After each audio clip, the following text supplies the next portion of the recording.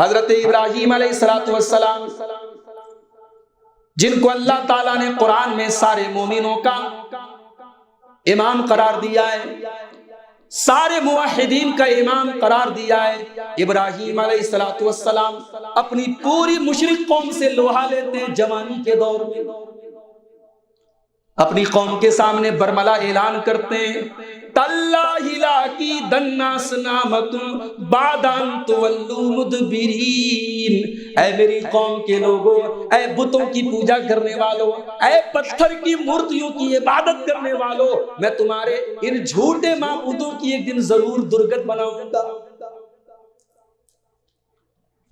کتنی بڑی بات ہے، کتنی ہمت کی بات ہے، اتنا بڑا چیلنج پوری قوم کے سامنے دے رہے ہیں، اوپن دے رہے ہیں، اوپنلی دے رہے ہیں۔ اور ایک دن جب حضرت ابراہیم کو موقع ملا، ساری قوم کے لوگ میلے میں گئے ہیں، تہوار منا رہے ہیں، خوشی منا رہے ہیں، ابراہیم اپنی قوم کے عبادت خانے میں داخل ہوتے ہیں اور قرآن کے الفاظ ہیں فَجَعَلَهُمْ جُزَازًا إِلَّا كَبِيرًا لَهُمْ لَعَلَّهُمْ إِلَيْهِ يَرْجِعُونَ۔ ابراہیم نے سارے بتوں کو توڑ دیا۔ نہیں، اگر میں یہ ترجمہ کروں تو شاید ترجمہ صحیح نہیں ہوگا۔ فَجَعَلَهُمْ جُزَازًا، انہوں نے سارے بتوں کو ریزہ ریزہ کر دیا، سارے بتوں کو چورا چورا کر دیا، سارے ان بتوں کو، ان مٹی کے خداؤں کو حضرت ابراہیم نے پاؤڈر بنا دیا، چورا چورا کر توڑ دیا، بڑے والے کو چھوڑ دیا، کیونکہ مقصد کیا تھا؟ انہیں توحید کا درس دینا۔ اب قوم کے لوگ جب میلے سے آئے، اپنے معبودوں کی یہ درگت دیکھی، قالوا من فعل هذا بآلهتنا انه لمن الظالمین، ہمارے معبودوں کے ساتھ اتنا برا سلوک کس نے کیا ہے؟ بہت بڑا ظالم ہے جس نے ایسا کیا ہے۔ قوم کے اندر کچھ لوگوں نے کہا قالوا سمعنا فتى يذكرهم يقال له ابراہیم، قوم کے اندر کچھ لوگوں نے کہا ہم نے ایک نوجوان کو سنا ہے جس کا نام ابراہیم ہے، وہی ان بتوں کے پیچھے پڑا رہتا ہے، وہی ان بتوں کو برا بھلا کہتا ہے، ضرور یہ اسی کا کام ہوگا۔ میں آپ کی توجہ اسی لفظ کی طرف لے کے جانا چاہتا ہوں۔ قوم کے لوگوں نے کیا کہا؟ قالوا سمعنا فتى، ہم نے ایک نوجوان کو سنا، یعنی ابراہیم نے جب اپنی قوم کے بتوں کو توڑا تھا تو یہ کارنامہ انہوں نے نوجوانی کے عالم میں کیا تھا۔ بتوں کو توڑنا یہ نوجوان کہیں کا مسئلہ ہے۔ قوم کے لوگوں نے کہا ابراہیم کو لایا جائے ابراہیم کو، تاکہ لوگ دیکھ لیں کہ ہمارے بتوں کے ساتھ اتنی بدتمیزی کرنے والے، اتنی گستاخی کرنے والے کی کیا سزا ہو۔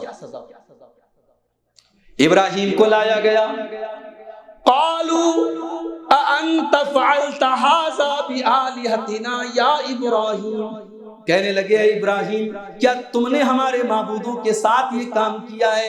ابراہیم کا مقصد تو توحید کا درس دینا تھا، ابراہیم کا مقصد تو ان کے شرک کو ڈائنامائٹ کرنا تھا۔ ابراہیم نے کھلم کھلا یہ نہیں کہا کہ میں نے توڑا ہے۔ قال بل فعلہ کبیرہم ھذا فاسألوہم ان کانوا ینطقون، کہا ہے میری قوم کے لوگوں کیا تمہیں نظر نہیں آتا سارے بت تو ٹوٹ چکے ہیں، بڑا والا موجود ہے، بڑے والے کے ہاتھ میں کلہاڑی بھی موجود ہے، بڑے والے کا کام ہے، اسی نے توڑا ہوگا ان کو، اسی نے مارا ہوگا ان کو۔ فرجعوا الی انفسہم، تھوڑی دیر کے لیے قوم کے لوگوں نے غور کیا، انہیں محسوس ہوا کہ ہم غلطی پر ہیں، انہیں محسوس ہوا کہ ہم یہ کن لوگوں کی عبادت کر رہے ہیں جو اپنا ڈیفنس بھی نہیں کر سکتے، جو اپنی رچھا بھی نہیں کر سکتے، جو اپنی حفاظت بھی نہیں کر سکتے۔ ثم نکسوا علی رؤوسہم، لیکن برسوں سے شرک کی جو گرد و غبار اور شرک کی جو دھول دماغ کے اوپر بیٹھی ہوئی تھی، شرک کی دھول اتنی آسانی سے نہیں اترتی۔ پھر پلٹ گئے، کہنے لگے اے ابراہیم تم اچھی طریقے سے جانتے ہو، لقد علمت ما هؤلاء ينطقون، اے ابراہیم تم اچھی طریقے سے جانتے ہو یہ بول نہیں سکتے۔ کہا اچھا بول نہیں سکتے،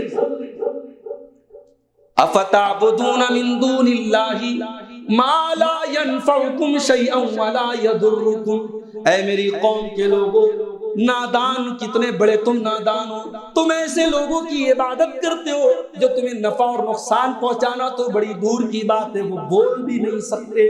اف لکم ولما تعبدون من دون اللہ، افسوس ہے تمہارے اوپر اور افسوس ہے تمہارے ان جھوٹے خداؤں کے اوپر۔ ابراہیم نے ثابت کر دیا توحید کو۔ اب ہونا تو یہ چاہیے تھا کہ قوم کے لوگ مان لیتے، مگر اتنی آسانی سے توحید کو اگر دنیا مان لیتی تو آج شرک آستانے قائم نہ ہوتے۔ اور یہ ہمیشہ سے اہل باطل کا طریقہ رہا ہے، جب دلیل کے جواب میں دلیل نہ ہو، جب حجت کے جواب میں حجت نہ ہو، جب ثبوت کے مقابلے میں ثبوت نہ ہو تو وہ تشدد پر آمادہ ہو جاتے ہیں، وہ زور زبردستی پر آمادہ ہو جاتے ہیں۔ قالوا حرقوه وانصروا آلهتكم ان كنتم فاعلين، کہنے لگے اس کو جلا ڈالو، اس کمبخت کو، اس گستاخ کو جلا ڈالو، یہ ہمارے معبودوں کا گستاخ ہے، اس کو جلا کر کے اپنے معبودوں کی مدد کرو۔ سچا معبود وہ ہے جس کو کسی کی مدد کی ضرورت نہیں، اور جھوٹا معبود وہ ہے جس کی مدد کرنے کے لیے ابراہیم کو جلانے کی پلاننگ۔ علامہ ابن کثیر لکھتے ہیں ابراہیم کو اکیلے جلانے کے لیے اتنی بڑی آگ تیار کی گئی کہ پورا قبیلہ جلایا جا سکتا تھا، بہت بڑی آگ تیار کی گئی اور ابراہیم کو اس آگ میں ڈال دیا گیا۔ ابراہیم توحید کے لیے آج آگ میں ڈالا جا رہا ہے، لیکن ابراہیم کی پیشانی کے اوپر کوئی بل نہیں ہے، ان کے چہرے کے اوپر کوئی تکلیف کے آثار نہیں ہے، ان کے چہرے پر کوئی افسوس کے آثار نہیں ہے۔ ابراہیم کی زبان پر بس ایک ہی جملہ ہے، حسبی اللہ و نعم الوکیل، میرا اللہ میرے لیے کافی ہے، میرا اللہ میرے لیے کافی ہے، اور وہ سب سے بہترین کارساز ہے، سب سے بہترین مدد کرنے والا ہے۔ اللہ کی ذات پر ایسا بھروسہ اگر ہو جائے تو ڈاکٹر اقبال کا وہ شعر تو آپ نے سنا ہی ہو، آج بھی ہو جو براہیم سا ایما پیدا، آگ کر سکتی ہے انداز گلستان۔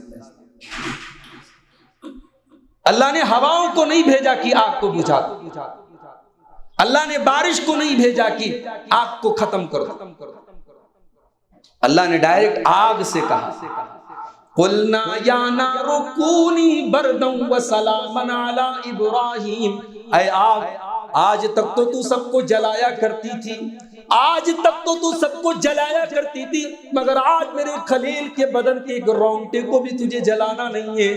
یا نار کونی بردا وسلاما علی ابراہیم، اے آگ تم میرے ابراہیم کے لیے ٹھنڈی ہو جا، تم میرے ابراہیم کے لیے سلامتی والی ہو جا۔